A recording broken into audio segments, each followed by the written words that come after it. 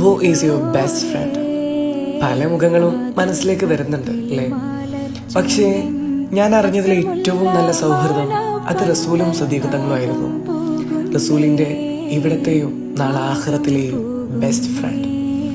അന്ന് ഇസ്രാ മിഅ്റാജിന്റെ യാത്രയിൽ നബി സല്ലല്ലാഹു അലൈഹി വസല്ലം തങ്ങൾ യാത്ര കഴിഞ്ഞു വന്ന് ആളുകളോട് യാത്രയെക്കുറിച്ച് പറഞ്ഞപ്പോൾ എല്ലാവരും കൂടി കളിയാക്കാൻ തുടങ്ങി.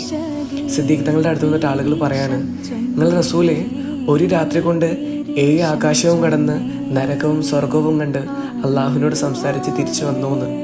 ഉടനെ സിദ്ദീഖ് തങ്ങൾ ചോദിച്ചു, എൻ്റെ റസൂൽ അങ്ങനെ പറഞ്ഞു? ആളുകൾ മറുപടി പറഞ്ഞു, അതെ.